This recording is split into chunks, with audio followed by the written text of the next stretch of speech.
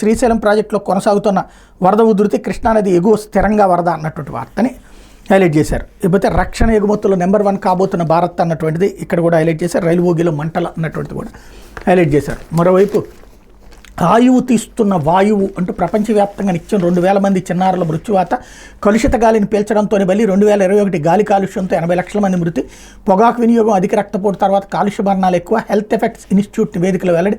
ప్రపంచవ్యాప్తంగా పొగాకు వినియోగం అధిక రక్తపోటు తర్వాత మనిషి ప్రాణాలకు వాయు కాలుష్యం అత్యంత ప్రమాదకరంగా తయారైందని, అధిక ఆదాయ దేశాల్లో కంటే ఆఫ్రికాలోని చాలా ప్రాంతాల్లో 500 రెట్లు చిన్నారుల మరణాల రేటు ఎక్కువగా ఉండటం గమనార్హం.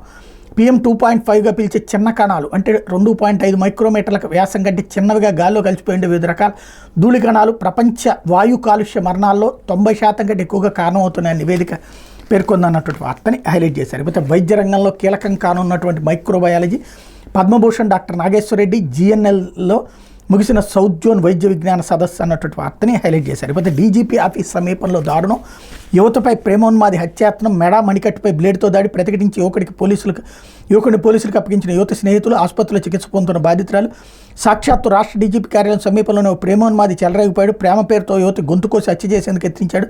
ఆమె స్నేహితులు ప్రతిఘటించడంతో ఆ యువతి గాయాలతో బయటపడింది. కృష్ణా జిల్లా అవనగడ్డ పంచాయతీ పరిధిలోని సీతాయలంక మండలీపురానికి చెందిన యువతి తాడేపల్లిలోని మణిపాల్ ఆసుపత్రిలో GNM స్టాఫ్ నర్సుగా పనిచేస్తూ వడ్డేశ్వరంలోని ఓ హాస్టల్లో ఉంటుంది. గుంటూరు జిల్లా క్రోసూరుకు చెందిన వరగంజి క్రాంతిమౌళి యువతి కృష్ణా జిల్లా మొవ్వ గ్రామంలో ఇంటర్ కలిసి చదువుకున్నారు. ఆ తర్వాత ఆమె గుంటూరులో నర్సింగ్ చేస్తుండగా క్రాంతిమౌళి గుంటూరులో ITI చేశాడు.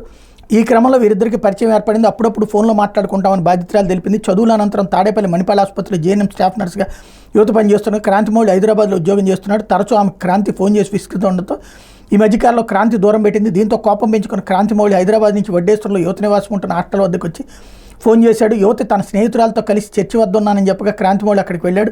యువతి తన స్నేహితురాలతో కలిసి ఆటో ఎక్కుతుండగా వాళ్ళతో పాటు ఆటో ఎక్కి ఆటోలోనే ఆమెతో గొడవకు దిగాడు.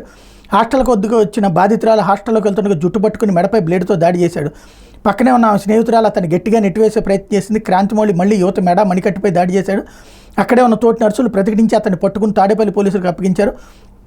తీవ్రంగా గాయపడిన యువతను మణిపాల్ ఆసుపత్రికి తరలించారు. బాధితురాలు ఫిర్యాదు మేరకు కేసు దర్యాప్తు చేస్తున్నట్టు తాడేపల్లి CI కళ్యాణ్ రాజ్ చెప్పారన్నటువంటి వార్తని హైలైట్ చేశారు. అయితే త్వరలో 3వ స్థానానికి భారత్ ఆర్థిక వ్యవస్థ, కేంద్ర సహాయ మంత్రి భూపతిరాజ్ శ్రీనివాస్ వర్మ, భారతదేశ ఆర్థిక వ్యవస్థ త్వరలో 3వ స్థానానికి చేరుతుందని కేంద్ర భారీ పరిశ్రమల శాఖ సహాయ మంత్రి భూపతిరాజ్ శ్రీనివాస్ వర్మ తెలిపారు.